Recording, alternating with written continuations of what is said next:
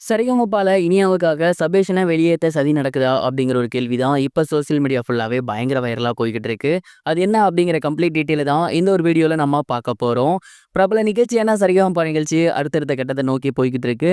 And இந்த ஒரு நிகழ்ச்சியில் பார்த்தீங்கன்னா இந்த வாரம் தங்க மகன் தேவா அவர்களோட வாரம் இது ரொம்பவே சூப்பராக நடந்திருக்கு அப்படிங்கிற தகவல்லாம் வெளியாகி இருந்துச்சு. அண்ட் இந்த ஒரு வாரத்தில் பார்த்தீங்கன்னா இனியா அவர்கள் கோல்டன் செவன் வாங்கியிருக்காங்க அப்படிங்கிற தகவல் வெளியாகி இருக்கு. அண்ட் இதன் மூலயமா பார்த்தீங்கன்னா டேஞ்சர் ஜோன்லேருந்து அவங்க கம்ஃபர்ட் ஜோனுக்கு வந்திருக்காங்க.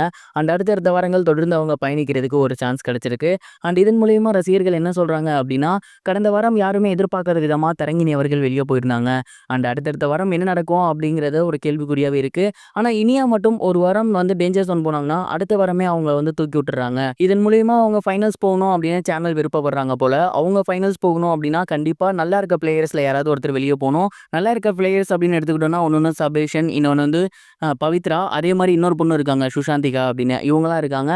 ஸோ இவங்கள யாராவது ஒருத்தர் கண்டிப்பாக வெளியே போயாகணும். அப்படி பார்க்கும்போது பவித்ரா போன வாரம் டேஞ்சர்ஸ் ஒன்று இருந்தாங்க இல்லையா, அவங்க வெளியே போகிறதுக்கு அதிகப்படியான வாய்ப்புகள் இருக்கு.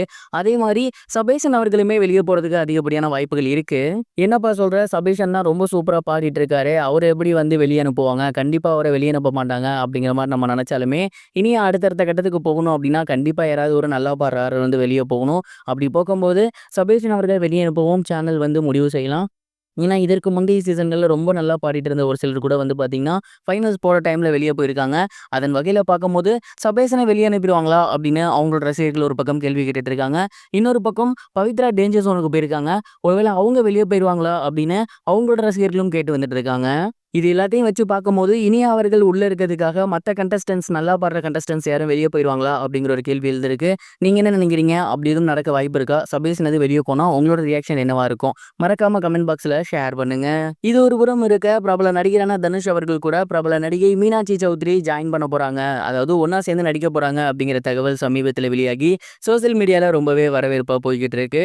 தனுஷ் அவர்களோட அடுத்த படத்தை ராஜ்குமார் பெரியசாமி அவர்கள் இயக்கி வந்துட்டு இருக்காரு. அமரன் படத்துக்கு அப்புறம் அவரு மிகப்பெரிய கவனிக்கப்பட இயக்குனரா மாறி இருக்காரு. அவரோட தனுஷ் அவர்கள் கை கோத்திருக்காரு அப்படிங்கிறது உண்மையிலேயே எல்லாருக்கும் மிகப்பெரிய ஒரு ஹாப்பினஸ் ஏற்படுத்தியிருக்கு. இந்த படத்தோட ஷூட்டிங் ரொம்பவே சூப்பரா ஆரம்பிக்க போகுது. அண்ட் இந்த படத்துல யார் ஹீரோயின் அப்படிங்கிற ஒரு கேள்வி இருந்துச்சு.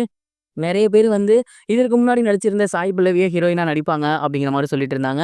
அண்ட் இன்னும் ஒரு சிலர் வந்து மிர்னால் தாகூர் அப்படிங்கிற மாதிரி சொல்லிட்டு இருந்தாங்க. பட் அதெல்லாம் கிடையாது. மீனாட்சி சௌத்ரி தான் அந்த படத்துல ஹீரோயினா நடிக்க போறாங்க அப்படிங்கிற தகவல் சமீபத்தில் வெளியாகி ரொம்பவே வைரலா போய்கிட்டு இருக்கு. மீனாட்சி சௌத்ரி இதற்கு முன்னாடி கோட் படத்துல நடிச்சிருந்தாங்க.